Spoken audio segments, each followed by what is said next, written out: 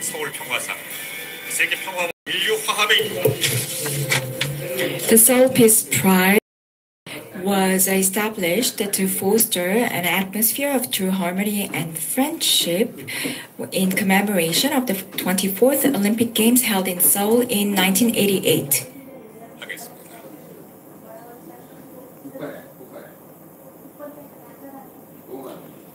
제14회 서울 평화상 수상자 나렌드라 모디.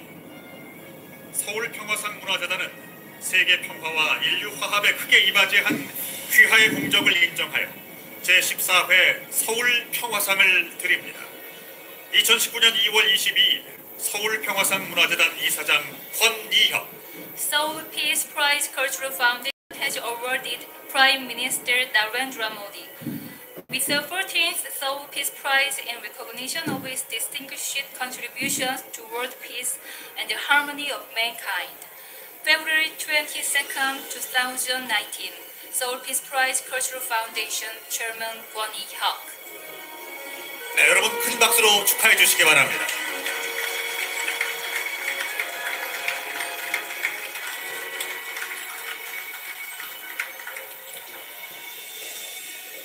자, 이어서 상금과 트로피의 증정도 역시 이어지겠습니다. We will now present the laureate with a trophy and honorarium.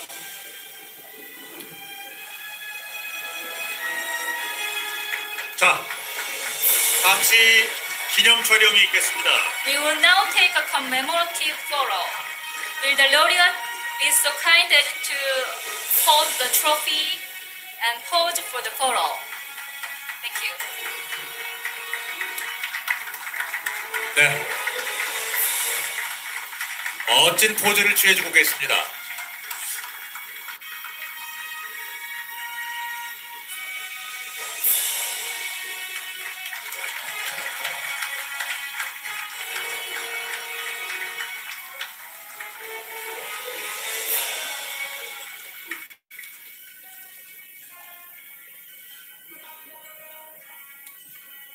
자, 이어서 보도 기념패 증정도 이어집니다. 내용은 제14회 서울평화상 수상자 발표 이후 국내 보도 내용을 담았습니다. We will now present the laureate with a memorial tablet. This tablet embodies that which has been stated in the Korean press release following the announcement of the 14th Seoul Peace Prize laureate. 큰 박수로 축하해 주시기 바랍니다.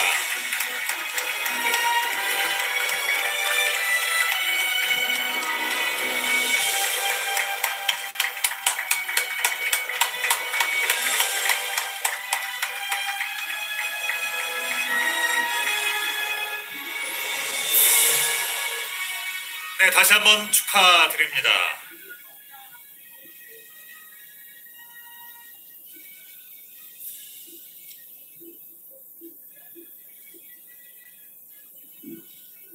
자, 총리님의 단독샷을 원하시는 건가요? 네, 잠시 총리님 가운데 모시겠습니다. Will the laureate be so kind as to hold the trophy again and pose for the photo? 자, 이어서 오늘 수상의 영예를 나누신 나렌드라 모디 총리님의 수상 소감을 박수로 청해 듣겠습니다. We will now have the acceptance speech from Prime Minister Narendra. Chairman of the Seoul Peace Prize Cultural Foundation, Mr. Kwon Hee-hyuk, Speaker of the National Assembly, Mr. Moon Hee-sang, Minister for Culture, Mr. Do Jong-hwan, former Secretary General of the United Nations, Mr. Ban Ki-moon, other members of Seoul Peace Prize Cultural Foundation, distinguished dignitaries, ladies and gentlemen, friends, Namaskar. Ayong Haseo Yorabun. Greetings to all. I'm deeply honored to be awarded the Seoul Peace Prize.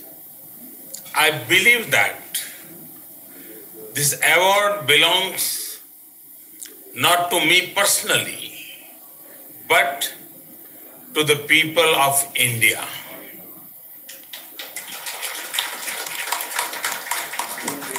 The award belongs to the success that India had achieved in the less than 5 years, powered by the strengths and skills of 1.3 billion Indians. And so, on that behalf, I humbly accept the award and express my gratitude. This award is a recognition of the philosophy that has given the message of Vasudhaiv Kutumbakam, which means the entire world is one family. The award is for the culture that has given the message of peace even on the battlefield, as Lord Krishna gave the teachings of Bhagavad Gita during the battle in the Mahabharata.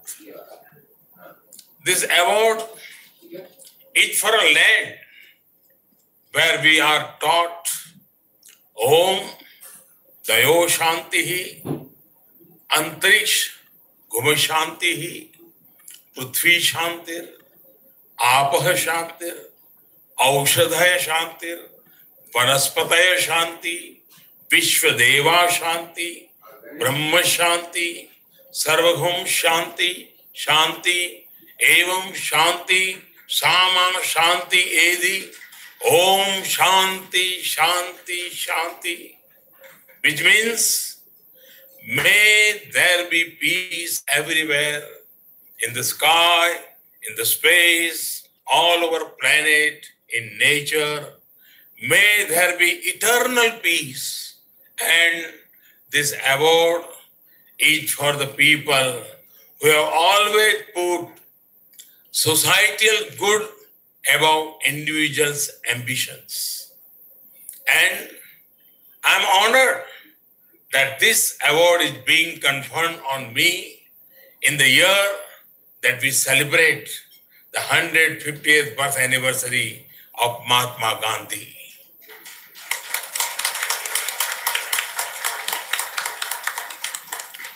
I would like to contribute the monetary award of $200,000 that 1 crore 30 lakh rupees to the Namami Gange fund, our efforts to clean a river that is not only held sacred by all the people of India, but is also an economic lifeline to millions of my countrymen and women. मुझे जो इस सम्मान के साथ इतनी बड़ी amount Samman Nidhi के रूप में मिली है, करीब करीब 1 करोड़ 30 लाख रुपया, वो मैं नमामि गंगे, गंगा की सफाई का जो अभियान चल रहा है, उस मूवमेंट को समर्पित कर दूंगा. Friends, the Seoul Peace Prize was established to mark the success and spirit of the 24th Summer Olympics held in Seoul in 1988. India remembers the games quite well because they ended on Mahatma Gandhi's birthday, 2nd October. The games showcase the best of Korean culture, the warmth of Korean hospitality, and the success of the Korean economy. And not to new sporting powerhouse in the global arena, but The Games were also an important landmark in world history. The 1988 Olympics were held at a time of many changes in the world. The Iran-Iraq war had just ended. The Geneva Accords relating to the situation in Afghanistan had been signed earlier that year. The Cold War was ending, and there was great hope that a new golden age will soon dawn. And for a while, it did. The world is better in many aspects today than it was in 1988. Steadily falling. Healthcare and education outcomes have been improving, and yet many daunting global challenges remain. Some are old, some new.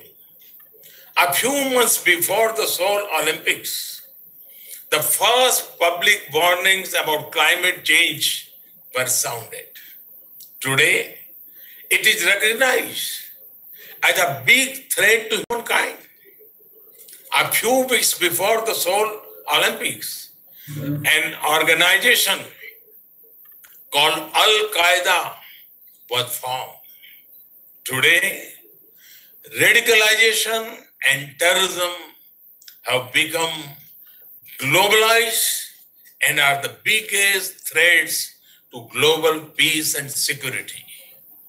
And millions of people around the world still remain without adequate and quality access to food, shelter, healthcare, sanitation, power, and above all, dignity of life.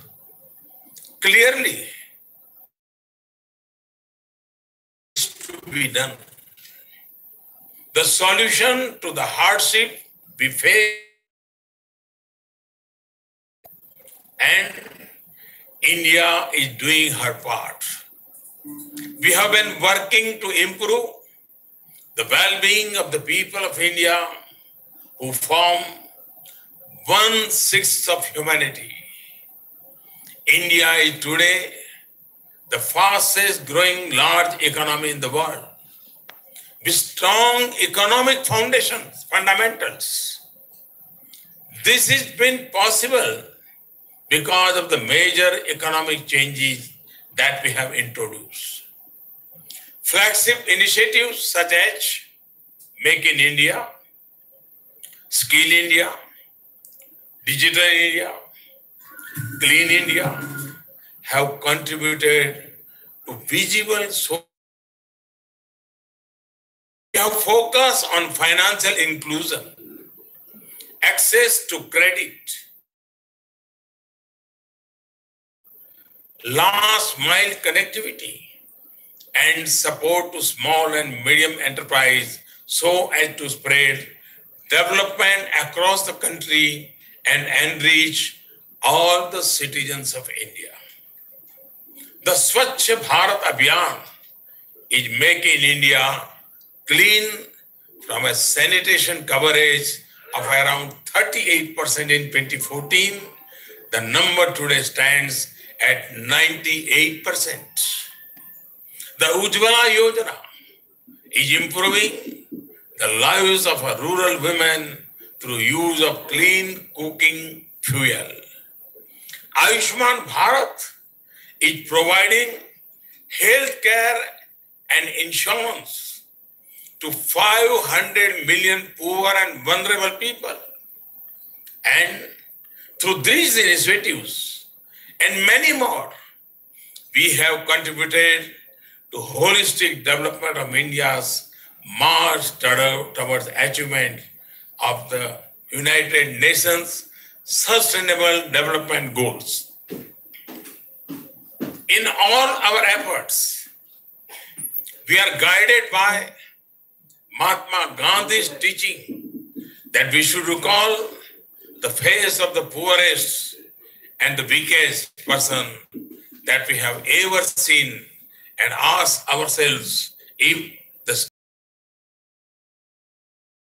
any benefit that person. Friends, India's growth story is not only good for the people of India, but also for the entire world. We live in an increasingly connected world. As the third largest economy, our growth and prosperity will inevitably contribute to global growth and development. We are committed to make a peaceful, stable, and economically interlinked world. India, as a responsible member of the international community, has also been in the forefront of our collective fight against climate change. Despite having a historically low carbon footprint, India has been playing an active role in the global fight against climate change. At the domestic level, this has been done by unveiling our National Action Plan to reduce carbon emissions, increase forest cover, and replacing traditional carbon fuels with renewable energy supplies. On the international plane, we have partnered with like-minded countries to launch the International Solar Alliance, which aims to harness the clean and unlimited solar energy as an alternative to fossil fuels. We are one of the largest troop contributing countries for UN peacekeeping operations, and we are proud to have been able to contribute the peace on the Korean Peninsula. We have extended a helping hand to countries in need and participated actively in humanitarian work and disaster relief. We have carried out operations in conflict zones and rescued not only Indians, but also nationals of many other countries. We have been an active and considerate development partner for other developing countries, with our guiding principle being to help in developing their physical and social infrastructure. Through these efforts, we seek to ensure that the benefits of a globalized and interconnected world are equally experienced by all.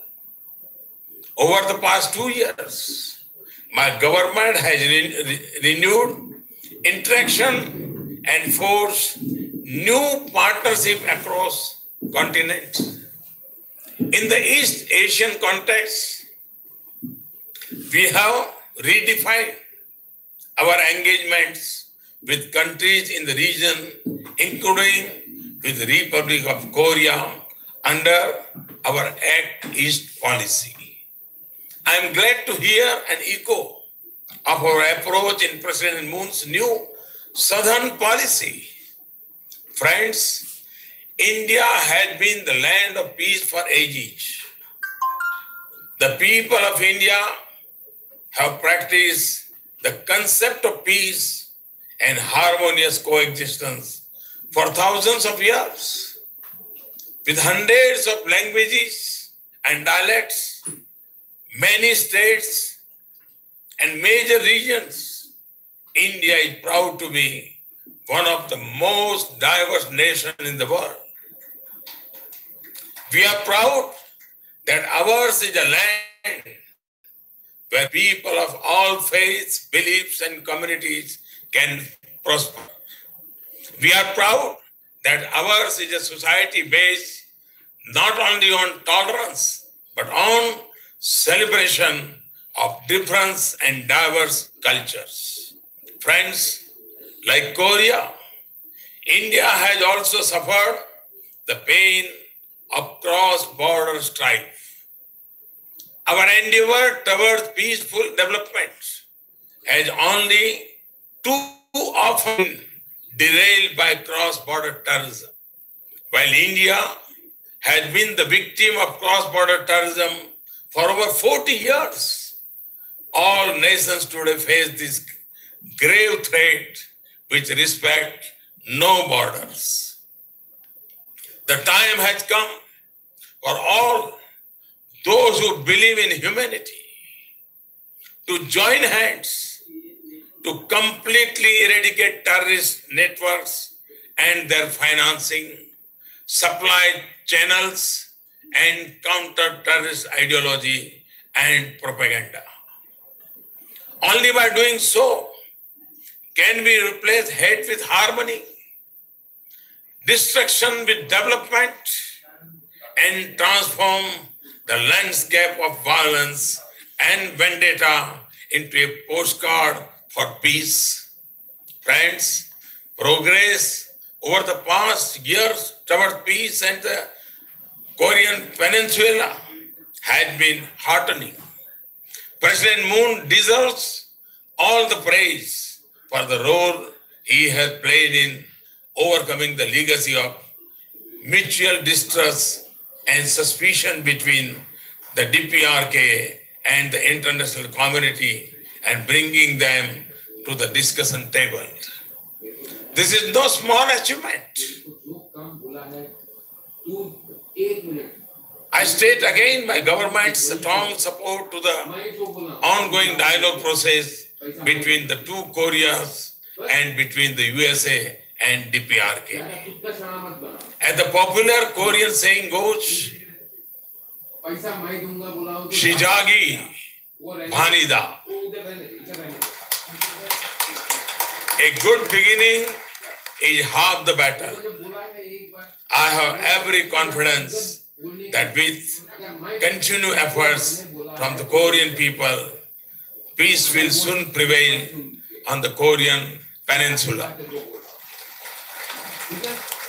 Friends, I would like to end by quoting a portion of the 1988 Olympics theme song because it perfectly captures the hopeful spirit for the better tomorrow for all of us.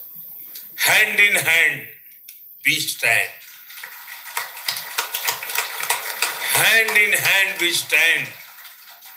All across the land, we can make this world a better place in which to live. Kamsa Hamnida. Thank you. Thanks a lot. Thank you. 네, 여러분 나레드라 모디 총리님께 다시 한번